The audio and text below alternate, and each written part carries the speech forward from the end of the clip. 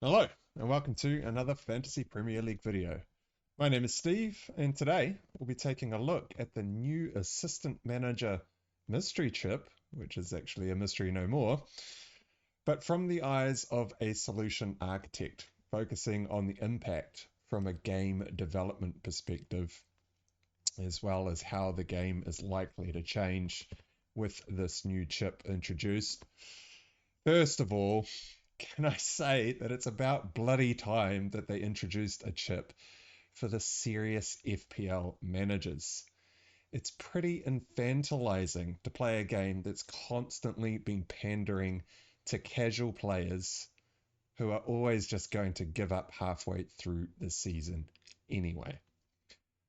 And of course, with any change to software systems and games, there's always a bunch of people whining about the changes on social media. I'll be addressing the main complaints that I've been reading through today, which include paying for the chip out of your budget sucks for teams with a low team value. I wouldn't have played a chip already if I had already known what this chip was. Why couldn't we know about the rules of this chip earlier? And the chip is too difficult or complicated for the casual player. Now I'll be posing counter arguments to these main complaints in this video, as well as whether I think this is a W or an L for FPL. But right off the bat, if you think this chip is too difficult or complicated, go and take up a game like Tiddlywinks. And with that being said, before we jump into it, make sure to give this video a thumbs up and subscribe to the channel, especially if you get any value out of the following content. Right, so first of all, we probably need to go through the rules that have been announced. So I'll just I've summarized them here off the site. So when you're playing the chip, the new chip, it is playable from Gameweek 24 onwards. When you invoke the Assistant Manager chip, it will be active for 3 consecutive game weeks, which is actually quite cool because it runs over a series of weeks to keep you engaged. You can't actually use another chip while the Assistant Manager chip is in play, which actually means you need a lot more planning around how to use this chip to mix it in with the other chips that we've all come to know quite well. In terms of scoring, when you invoke the Assistant Manager chip, the team that manager or that manager presides over, if they win, you get 6 points from your Assistant Manager. If that team draws, you get 3 points from the Assistant Manager. Each goal that is scored by your team, doesn't matter who scores it, will be in 1 point per goal for the Assistant Manager. And a clean sheet will be 2 points for that Assistant Manager. Now, probably one of the coolest things that I think they have introduced with this chip is the bonus points, which means if you choose an Assistant Manager who gets a result against an opponent that is placed 5+ places higher in the Premier League table, the team win will get an additional 10 points. So that's actually 16 points total. If the team draws, it's an additional 5 points. So that would be 5 on top of the 3 points for the draw, which would be 8 points total. So there are actually quite a few points up for grabs here. I mean, theoretically, you could come out with, 3 games in a row where your assistant manager is playing a team 5 places or higher and wins all the games.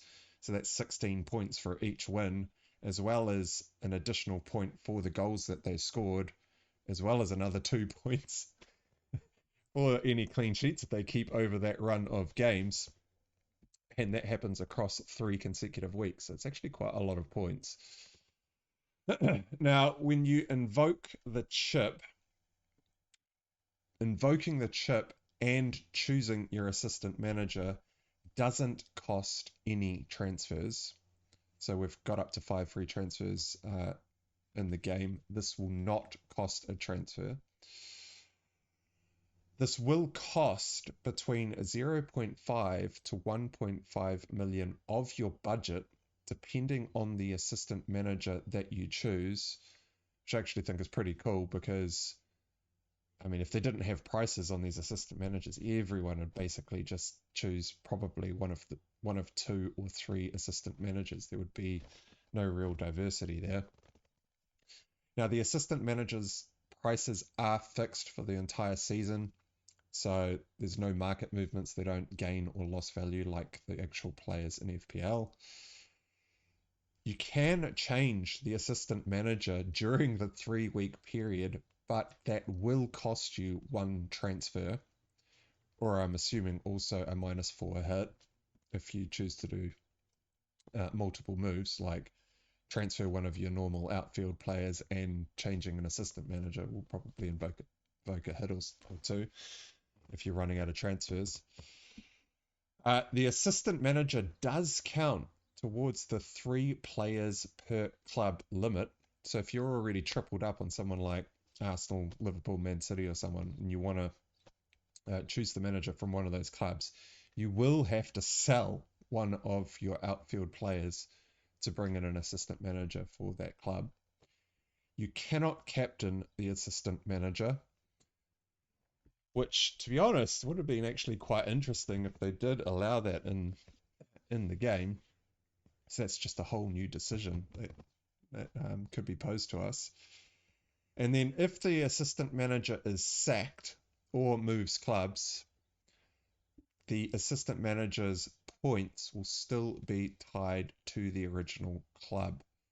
So, I don't know, if you chose like Pep Guardiola from Man City for the start of the 3 run, and the week after you brought him in, he somehow got sacked, you would still get the results from the Man City team.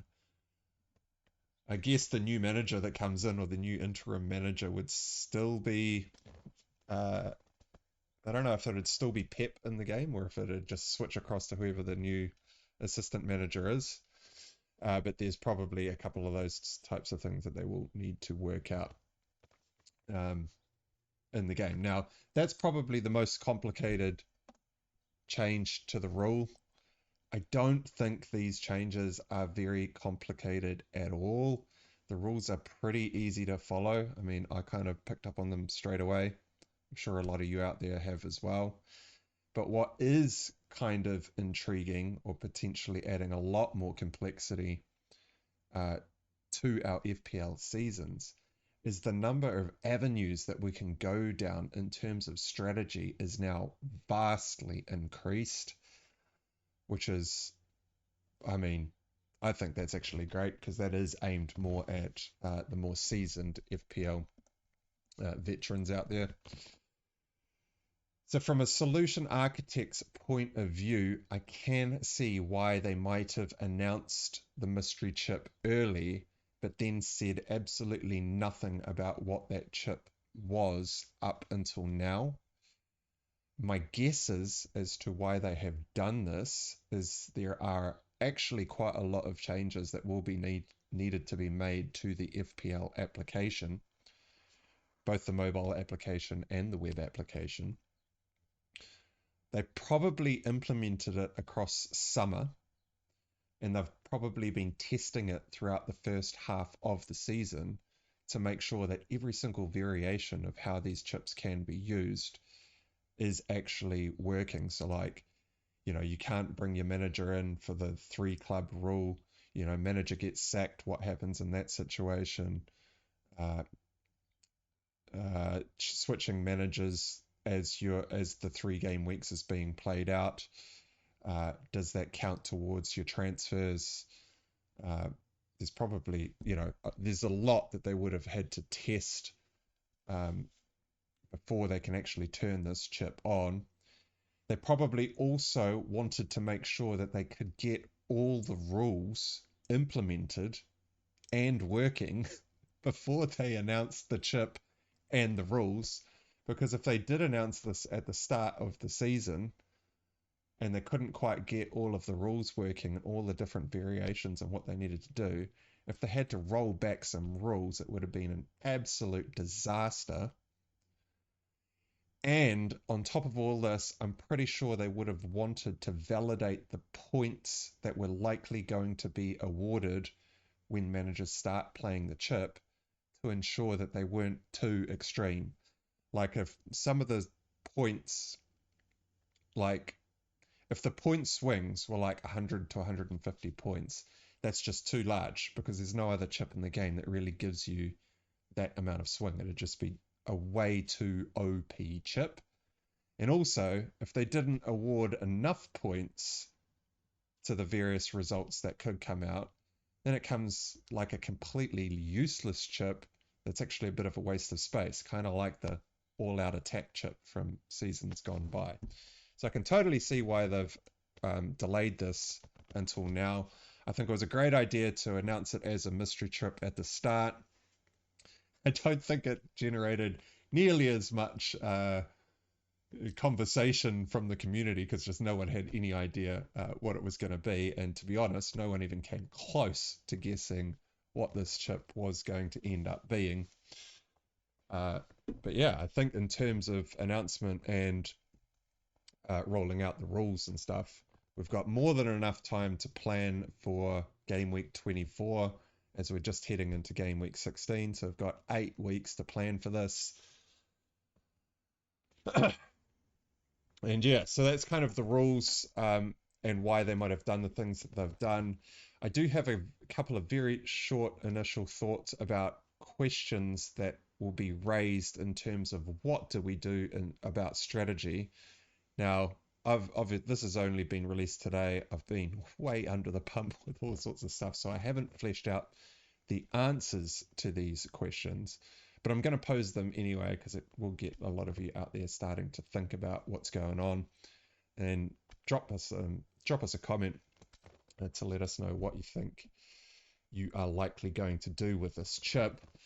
So, is it better to go for a lower down team to try and snipe wins or draws from teams that are 5 places or above? Those assistant managers are probably going to be the cheaper types of managers, probably at 0.5 million or 1.0 million. I don't know what the range of prices is going to be. Is it going to be like 0.5, 0.8, 1.0, 1.2, 1.5? I mean, these questions are still unanswered, but it'd be interesting to see what kind of range of prices they award. Because there's 20 teams on the table, it'd probably make sense to either do, top 4, middle 4, lower half, middle 4, and then the bottom 4 is 4 different price points, but that's a little bit tricky across the 0.5 to 1.5 range. Be interesting to see how that plays out. Do we play this in double game weeks instead of playing other chips? Or is it better to play your triple captain chip in a double game week like the Liverpool double game week that's likely going to be coming up, where they might be playing Everton and Wolves, or Everton and there's another lower grade team? Or is it better to try and jump on those doubles for this mystery chip?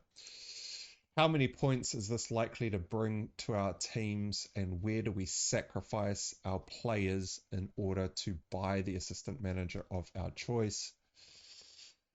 Those are basically the initial questions that came out, or that I thought of straight away after reading the rules. So now that we understand the rules, let's go through my initial thoughts on addressing the complaints that are prevalent on social media. So the first one is this chip is too difficult or complicated. Now, I can only assume that they are talking about the number of strategies that aren't now available. I mean, yes, there are a lot of new strategies that will be able to be used with this chip, particularly that we can actually change the assistant manager across that 3-week spell while costing us transfers as we do that. That just chucks a whole bunch of diverse ways that we can take our teams. But from a game design point of view, games that have higher skill ceilings are the most popular games out on the market. Take Fortnite, for example. That is one of the highest skill ceiling shooter games that currently exists out on the internet. Assuming that you are playing builds, of course. This does not, I don't think the skill ceiling is quite as high for zero builds. It's way higher when you're playing build mode. And it's probably the first or second most played game in the world based on average number of monthly players. Or perhaps a different game that is more relevant to FPL.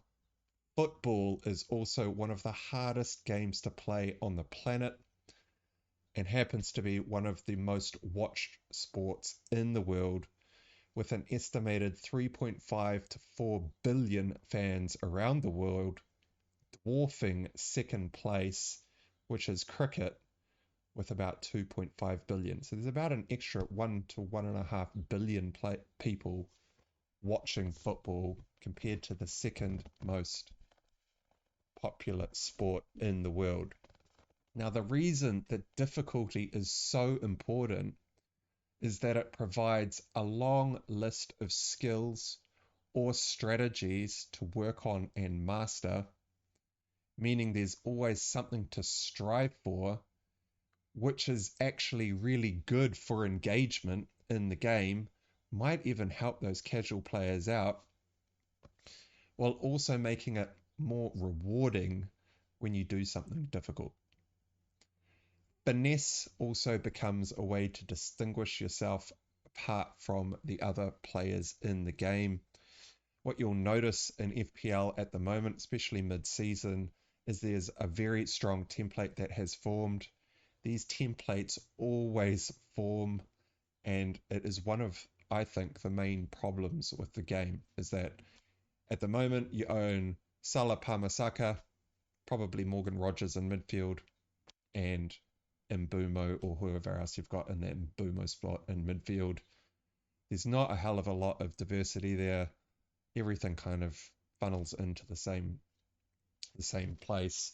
When you've got a chip like this, you can actually start to distinguish yourself away from the pack.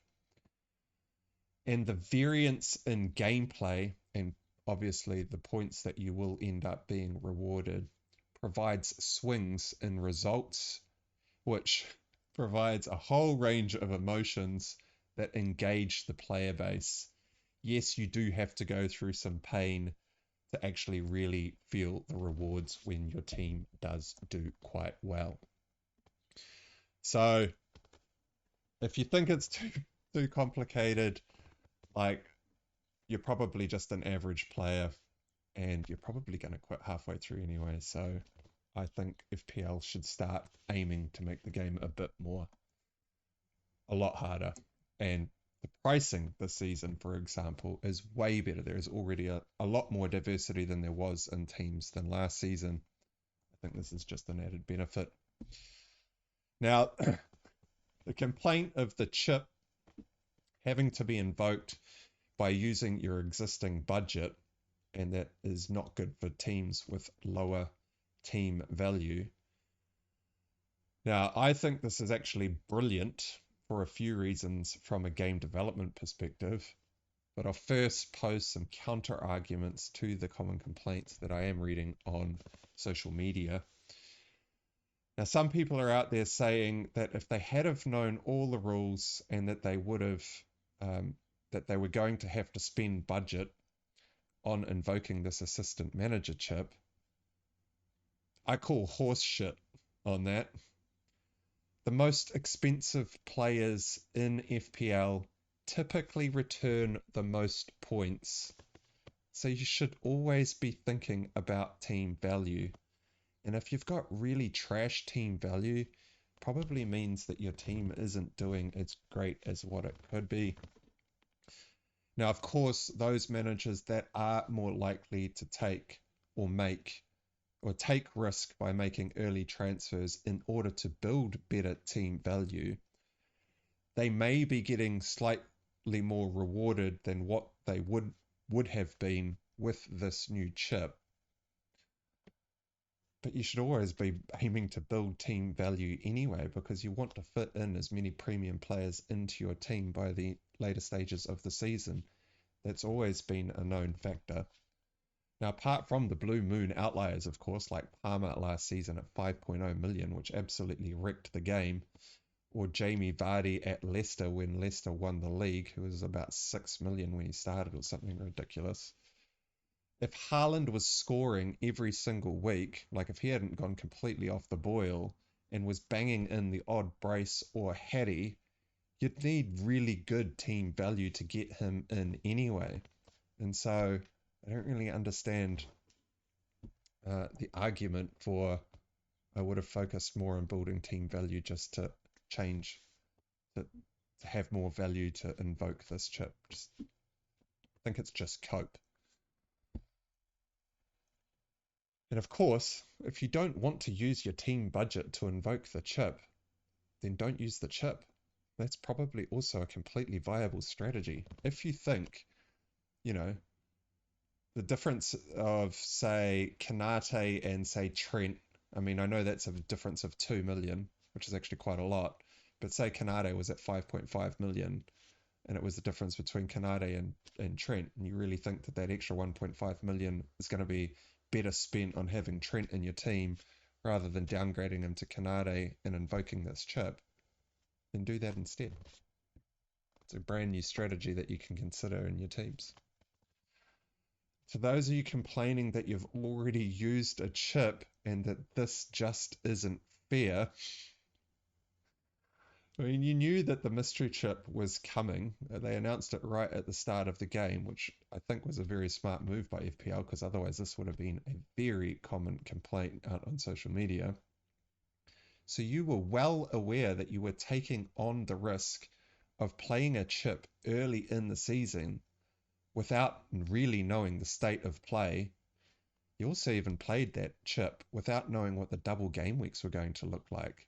I mean, the Liverpool game last week just got postponed, so now Liverpool are going to have what looks to be a pretty lucrative double game week, or potentially lucrative double game week, for those of us with a triple captainship that haven't already played it. I mean, you played those chips earlier in the season without knowing what all the doubles look like, and already knowing that there was a mystery chip coming. So I think this is actually a pretty poor excuse. There's also a bit of a complaint about why couldn't we know about this earlier. Well, this chip can really only be used in the later parts of the season anyway. How else are you able to be rewarded for toppling a team that is 5 places higher in the table without allowing it to only be played later in the season? And like I've already mentioned, they probably delayed the rules being released because there were so many changes that needed to be made in the application, the website, and the mobile app that they weren't sure that they could get all of them implemented, and the confusion that it would have caused if they had to reverse or remove rules that they had already announced, where there would have been a whole bunch of content about it on YouTube already, would have been an absolute catastrophe. And everyone is in the same boat. We've all found out about the reasons at the same time. So people don't like change.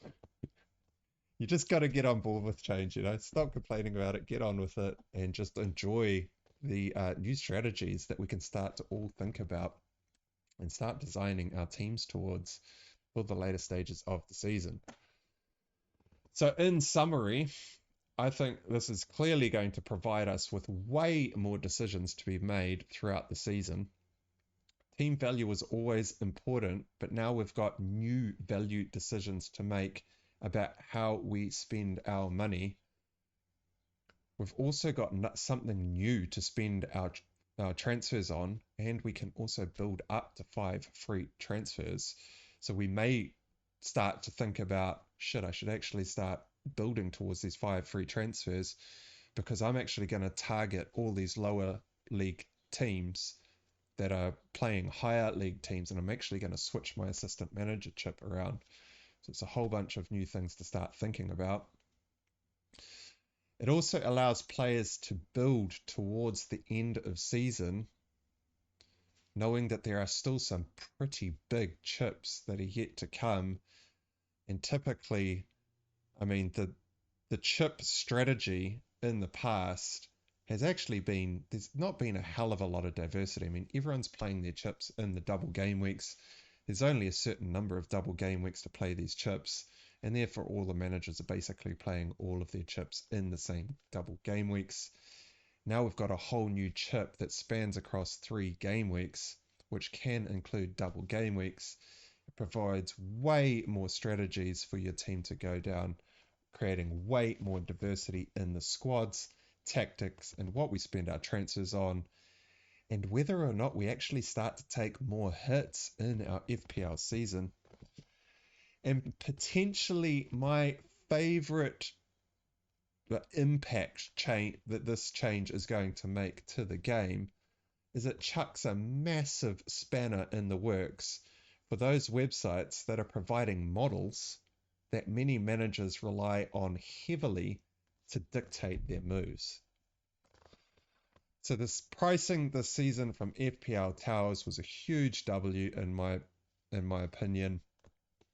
And I think that this mystery chip is also a huge W. I'm all for it. And that basically wraps up the mystery chip analysis. So to tie this video out, hopefully pretty quickly, we'll quickly go through a Game Week 15 review and my potential moves and captaincy for Game Week 16.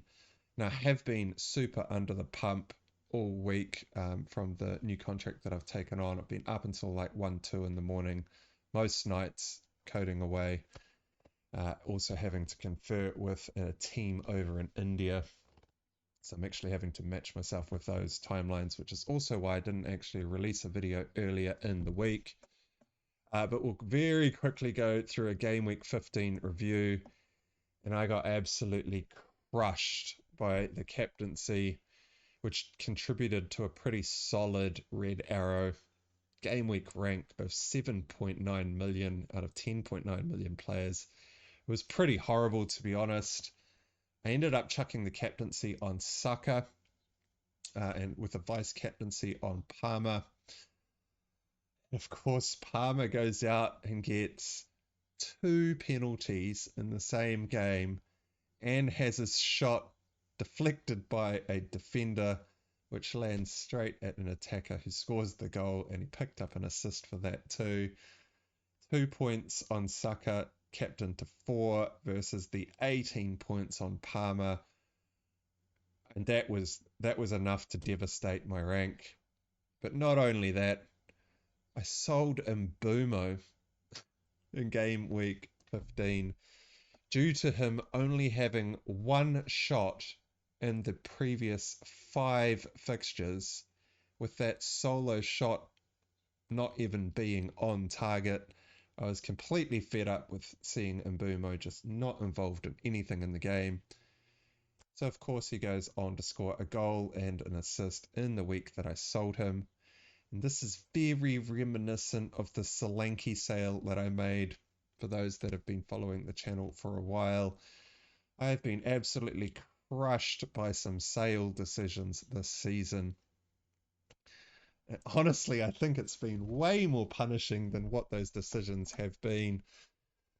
I mean, yeah, Newcastle are struggling a little bit, but the 5 teams that Brentford had played leading up into that game were the teams that you would typically target, and they just weren't doing anything. And that goal that Mbumo scored, Lewis Hall, what the hell are you doing in your defensive duties, mate? You're so focused on trying to put your arms down by your side that you've just given Mbumo the easiest sideways movement to create all the space that he needs to take the shot and score a pretty easy goal. That is horrible defending. And for all of you Lewis Hall owners out there, there has been a few suspect defensive mistakes that Lewis Hall has been making. Keep your eye on him. He could very easily be benched in the coming game weeks if he keeps doing stuff like that. I was obviously maybe I'm giving him a bit too much of a hard time because it was Mbumo that I just sold, but man, couldn't believe that he did that in the box. It's just focus on getting in position, and as he's taking the shot, then put your hands down by his side. I mean, come on, mate. Anyway, I almost didn't catch the Liverpool game postponement because I was actually about to go to sleep, given I have been up coding till 2 a.m. most nights, and I was actually quite tired. It's about, I think about 10:30 New Zealand time PM over here when that news came through, and I was actually just doing my final few scrolls through social media when I saw the announcement. So I did end up taking a hit to sell Stewart on my bench to bring in Evan Nielsen, which actually did end up being a 2-point hit instead of a 4-point hit, because otherwise I would have got Greaves off the bench for 0 points. So I'm actually pretty happy about that because I finally got to upgrade a bench spot. Put some money in there for the upcoming Christmas run. I think Bournemouth have got a great run of fixtures coming up. I mean, West Ham this week is looking pretty lucrative. Pretty much everywhere else in my team, I mean, everyone blanked. What did Porro do? He got 1 assist, but got absolutely crushed by goals. Comes away with 3 points. Everyone else in my team blanked, and I just missed the captaincy. And that's how I think it was about a 500k rank loss in game week 15, and absolutely brutal. So we'll move on to game week 16 and what my potential moves are. Now, the mystery chip actually, this is the only day that I could actually do a video this week because I do have a whole bunch of other stuff that I'm working on, like I've already mentioned. And the mystery chip has completely interrupted my plans for what I was actually going to focus this video on. So my thoughts aren't too fleshed out because that was what I did have set aside for today to figure out what I was going to do. But my most likely moves is going to be upgrading Faze on the bench to a new defender to cover Gabriel if Gabriel happens to be out. Now, I don't suspect that we're going to get any information out of Ateta as to exactly what is going on with Gabriel before the deadline kicks over. So I'm probably just going to make this move anyway. And it will be upgrading Faze to a somewhat budget defender. I won't be going too high with the money that I do have in the bank. I do have 1.9 in the bank after upgrading Stewart to Evan Nielsen last week. Now, I don't want to invest too much of it because we do have this mystery chip to start thinking about in future, but also I don't like having too much money sitting on my bench anyway. So the most likely moves is I'm going to be selling Faze instead of Greaves because Leicester's defense is just way worse than Ipswich, and Faze does not look like he's got any hope in hell of scoring any sort of goals from corners. It's just not happening for Leicester. Whereas Greaves, having watched him when he did actually play, he didn't make it into the game for the Bournemouth game on the weekend, which is kind of amazing because in that Crystal Palace match, I thought he was actually probably one of the more dangerous players in the box. It looked like he was actually doing some pretty good defensive work, so I don't know quite why he's missed out there. But it will be upgrading Faze on the bench, probably to either a Brighton defender, probably Van Heck, but I haven't really looked into exactly who it's going to be yet. Or I'll be going across to Kirkes at Bournemouth, as Bournemouth's run of fixtures is pretty good.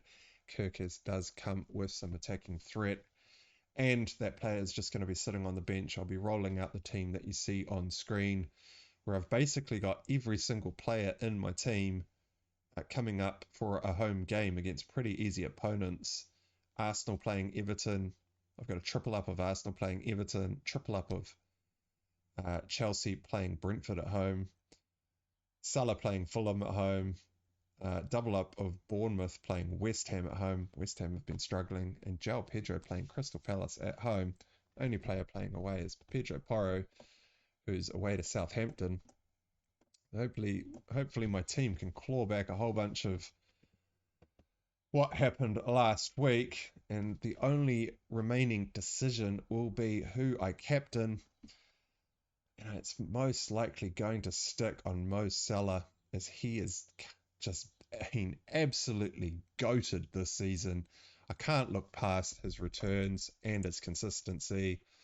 I mean, yeah, the game was postponed last week, but 18, 13, 13, 14, 9, 10, 12, 3, 10, 6, 2, 17, 10, 14. It's just insane. I don't know how you can go against Salah there. Yes, Palmer does have Brentford at home, and Brentford have been absolutely shipping goals and chances across the season. But whenever Thomas Frank comes up against your traditional top six sides, he very often parks the bus. And I do think that Chelsea may struggle to break them down. I don't see them scoring 3, 4, 5 goals, whereas I could see Liverpool coming away with a whole bunch of goals against Fulham at home. But of course, Palmer might just come up with another couple of penalties in this game and absolutely crush me. Hopefully that doesn't happen. Obviously, I'm still ruining that result last week. But anyway, all right, well, that wraps up this video. So don't forget to like and subscribe and leave us a comment to tell us what you think. Thanks for watching, and I'll see you all again next time.